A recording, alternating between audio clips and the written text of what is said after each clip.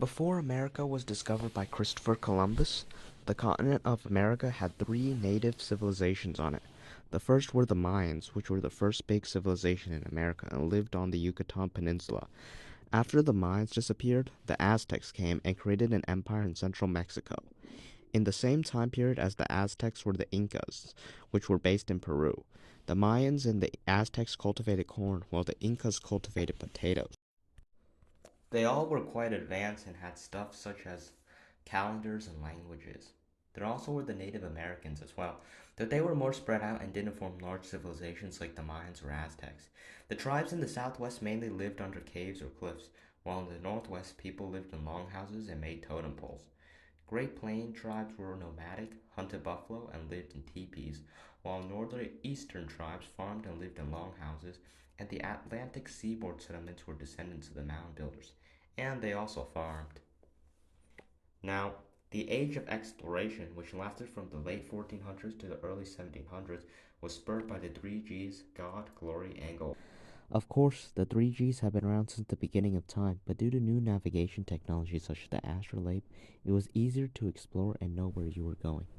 Now, after Christopher Columbus discovered America, Europeans began to trade and colonize. The trade between Europeans and the Native Americans was called the Columbian Exchange, and the Europeans got potatoes, tobacco, and corn, while the Indians got horses, smallpox, and guns. Now, all the countries began claiming parts of America for themselves, with Spain claiming Mexico, California, Texas, Florida, and most of South America, France claiming Louisiana and parts of Canada, the Netherlands claiming New York, and England claiming all the unclaimed East Coast and the area around Hudson Bay. The first successful American colony was founded by the London Company, who got a charter from the king in 1606, which is a legal document giving the land to the company because the crown technically owns all the claimed land, and sent a fleet of ships to get colonizing. The colonists founded Jamestown in 1607 and chose the peninsula as the site of Jamestown since it was easily defensible, but it also had brackish water, malaria, powerful Native Americans, and other unfun. Nobody wanted to work either, since everyone anticipated they would be able to bully the Native Americans to farm for them and that they would find gold, while in reality all the Native Americans they tried to enslave just ran away, and there was no gold, so they did random stuff like glass blowing. Therefore, a lot of people died in the first winter, but the colony survived because John Smith made everybody work and organized raids to steal food from Indians, and the colony eventually began to prosper. In 1609, the London Company got a new charter which increased its territory and sent a massive group of settlers to Jamestown. One of the ships sank and another got stuck on Bermuda Island, but the rest of the ships got to Jamestown. However, the massive influx of colonists, combined with the bad harvest and Native Americans barricading them inside their town, led to a lot of people dying in the winter, which was called the starving time. However, Jamestown was reinforced by the Bermuda ship and another ship carrying Governor de la Warr, the first governor of Jamestown. In 1612, John Rolfe discovered that tobacco could be planted in Jamestown, which led to Jamestown finally becoming profitable. Now, the Virginia and/or London Company was in big debt and decided to try to get as many people to Virginia so they could start farming tobacco through various incentive schemes. These included the headright system, where you get land for bringing your family or bringing friends, importing women, and promising self-government. Because of these incentives and the pacification of the Native Americans, Jamestown expanded. They also got their first self-government in 1619, which is also the same time as when the first slaves came to America. However, as the Native Americans weren't gone, and as Jamestown expanded, colonists began living on Native American territory, making them quite cross. Due to the constant Native American evictions, in 1676, a human called Nathaniel Bacon created a militia to fight Indians, but since they didn't get the governor's permission, Governor Berkeley declared Bacon and his gang rebels. This led to a long battle and the burning of Jamestown, though Berkeley won in the end when the Royal Navy arrived to reinforce him. This was called Bacon's Rebellion and led to Virginia importing more slaves and less indentured servants, because most indentured servants were rebels. Another colony of importance was Maryland, which was founded by George Calver as a safe place for Catholics. But since there were more Protestant colonists than Catholics, he signed a religious toleration bill which gave Christians freedom of worship. This is called religious pluralism, by the way. However, there was a lot of conflict in Maryland between Protestants and Catholics, with both sides trying to make their religion the dominant one, and the government being overturned by Protestants one. Now, in England, the Puritans were also being persecuted, so they got a license from the king to live in Virginia and not get harassed as long as they didn't bother anyone. However, instead of going to Virginia or Maryland, they accidentally went to Plymouth, which they didn't have the legal jurisdiction to live in. However, they signed the Mayflower Compact, which declared the loyalty to the king, and went off to colonize in 1620. The New England area had a much weaker and friendlier Native American presence than Jamestown since they were devastated by plagues, which allowed the Plymouth colony to prosper and have the first Thanksgiving. Another group of Puritans made the Massachusetts Bay Company and got the charter to colonize Massachusetts in 1628 and founded Massachusetts in 1630. Unlike Plymouth, Massachusetts didn't face many problems. However, in Massachusetts, all the churches were congregational, which meant each church was independent and could decide what to do for themselves instead of going up the church hierarchy or facing censorship, like Anglican churches. Despite this, because Massachusetts was founded by Puritans, only church members could vote or hold office, and being a church member was tough since you had to testify to a genuine religious experience, so there wasn't much distinction between church and government. Therefore, a guy called Roger Williams argued a lot for the separation of church and state in order to protect church from politics, but the authorities felt threatened, so he got kicked out. He later went off to form Rhode Island in 1636, where he guaranteed religious freedom and separated church from state. Another schmuck called Thomas Hooker felt that only church members voting was lame, so he went off to Connecticut in 1636 and wrote the first constitution in America, the Fundamental Orders of Connecticut, which gave all men the right to vote and hold office. Finally, there also was a woman called Anne Hutchinson who felt that only people touched by God should be clergy, which didn't include any of the authorities, but did include her and her brother. Therefore, what she advocated for was called antinomianism, which meant hostile to the law, and led to her getting kicked out. Eventually, Massachusetts and its splinter states expanded and started trespassing, which led to two wars. The first war was the Pequot War, which was a battle for the fur trade between the English and the Dutch, who were in New York. Both sides had Native American allies, with the Pequot tribe being allied to the Dutch, and the war lasted from 1636 to 1638 and ended with the Pequots being annihilated and the English winning. The Dutch didn't actually participate in the Pequot War, by the way. The second war was King Philip's War, which started in 1675 when a Wampanoag chief called Metacomet, or King Philip, got all the tribes together to protect themselves from trespassing colonists. This led a war, obviously, as the colonists trespassed, though eventually, in 1676, the colonists won. Meanwhile, in England, Charles I got sick of his parliament stalling and telling him no, so he sent them all packing. Parliament therefore decided to get together to overthrow Charles I, which started the English Civil War in 1642. The Charles I fans were called the Cavaliers, and the Parliament enthusiasts were called the Roundheads, as opposed to Triangle Head.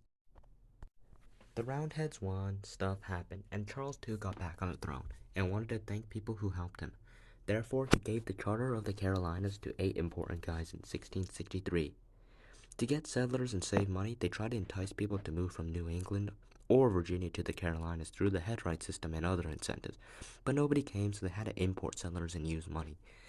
Due to geographical differences, North Carolina was very rocky, and therefore everybody there was isolated and did subsistence farming, while in South Carolina, due to fertile land and access to a port, there were cities, large plantations for export farming, and sick dance moves. However, people got sick of the 8 proprietors of the Carolinas, so they kicked them out and handed it over to the king, thus becoming a royal colony. Charles II also was really sick of New Amsterdam being annoying and blocking land travel from Maryland to New England, so he took it over with a bunch of ships. He handed it over to the Duke of York in 1664, who was his brother, by the way, and due to the fact it used to be a Dutch colony, it was very diverse. New Jersey also was part of New Amsterdam, and Charles II gave it to some unimportant people in 1664 who gave it over to the king later. New Jersey is pretty lame, especially because the only interesting historical site there is the Edison Museum and the Edison Public Library, North Branch. They have DVD racks, you know? Now, the Quakers, or the Society of Friends, began after the English Civil War, and its founders were George Fox and Margaret Fell. They're called the Quakers because they feared the Lord so much that they quaked. This led to them being persecuted, obviously. Now, William Penn, a friend of the king and the guy on the Quaker Oat cover, was a Quaker and got the charter for the Pennsylvania because the king owed his dad a favor. He founded it in 1681, and due to honest advertising in multiple languages, he got all the Europeans to Pennsylvania easily. He also built Philadelphia, which was a planned city with rectangular roads and square neighborhoods, which was radical at the time. Now, England had colonies in the Caribbean, as did France and Spain. Unlike America, all the natives in the Caribbean had been wiped out by disease, which made it easier to colonize. The main export of the Caribbean was sugarcane, which required a lot of labor, but no indentured servant wanted to work in the Caribbean due to its hot climate and the diseases and the hard work involved, so they decided to import slaves instead. Due to the fact that the French, English, and Spanish colonies were in close proximity to each other, there were a lot of invasions, and due to the very high slave to non-slave ratio, there were many slave revolts as well. All these factors and malaria made living in the Caribbean colonies as dangerous as Detroit. Back on the American side, the Spanish colony Florida was really close to the Carolinas, and the Spanish and English fought each other a lot due to this proximity. Therefore, a dude called James Oglethorpe came up with the idea to create a buffer zone between the Carolinas and Florida called Georgia, which he founded in 1732. He instituted a bunch of rules like no alcohol and slaves in order to make it harder for the Spanish to invade. The people got sick of it and he turned over to the king. Now, England wasn't making any money off the colonies, so they passed the first Navigation Act in 1651 and a second one in 1660 so they could tax all. Since New England didn't even try to enforce the Navigation Act, the king, James II, got sick of them and turned Massachusetts into a royal colony and combined New Jersey, New Hampshire, New York, and the rest of New England into the Dominion of New England in 1686, which was led by Edmund Andros. James II wasn't very popular because he was Catholic, and when he said his son was going to be Catholic, everybody freaked out and got Mary, James II's daughter, and her husband William to take over the kingdom. They arrived in England with a small army in 1688, and James II didn't want to get his head chopped off, so he ran away. This was called the Glorious Revolution. In New York, when the news of the Glorious Revolution came, a guy called Leisler got rid of Andros's provincial governor and became the governor. However, he procrastinated and took too long to step down when he was told to, and therefore got hung for treason. There also was Coos Rebellion, where people in Maryland overthrew the owner and handed it over to William and Mary because they thought that since the owner was Catholic, he sided with James too. Now, all the colonies are now royally owned. Despite the fact they're all royally owned now, William and Mary started a policy of not tampering with America, which was called salutary neglect. And now on to colonial society. Most colonists were English, but the other main ones were Germans, who mainly settled in Pennsylvania, and the Scots-Irish, who settled in Virginia, Georgia, and the Carolinas. In colonial society, men did stuff like politics and hard work, while women took care of the home. All the colonies had a representative assembly, but only Rhode Island and Connecticut allowed every man to vote, while all the other colonies had a property requirement. All colonies also had a governor, though again, Rhode Island and Connecticut elected their own governor, while the others had an appointed royal governor. The New England colony's main industries were logging, fishing, and trading, while the middle colonies mainly farmed consumer crops, like wheat, and the southern colonies farmed export crops like sugar and tobacco. In terms of religion, most people in America were Protestants, though the denominations varied by region. In New England, Congregationalists and Presbyterians were the most common. In Pennsylvania, Quakers were the most common, and Anglicans were common everywhere else. Eventually, people began to get tired of going to church, and sermons back then were pretty much college lectures. That's why Puritans passed the halfway covenant, which allowed kids to inherit church membership without the need for a genuine conversion experience. This all changed with the First Great Awakening, however, which was started by a resident of Earth called Jonathan Edwards, and with the help of other creatures like George Whitefield and Gilbert Tennant, became a large religious revival. They're a big part of American history, by the way, so get used to Great Awakenings. The Great Awakening preachers taught that everyone could understand the gospel and that only you can save yourself. This decreased the influence of pastors and made religion more personalized, as well as made people pay more attention in sermons. American society was also affected by the Enlightenment, but was especially influenced by Enlightenment philosopher John Locke, who taught that everyone has natural rights and that if you don't get it, you should revolt. And in a very good transition, there's also miscellaneous American phenomenon, such as the Zanger trial. The Zanger trial was a landmark defamation case where journalists called John Zanger dissed the governor, William Cosby, in the newspaper and got sued for defamation. Now, defamation used to be a crime, and maybe it is still a crime, though I don't know. But since Zanger proved that what he wrote was true, and therefore wasn't defamation, he got out scot-free. This ruling encouraged free speech and press freedom by narrowing what is considered defamation.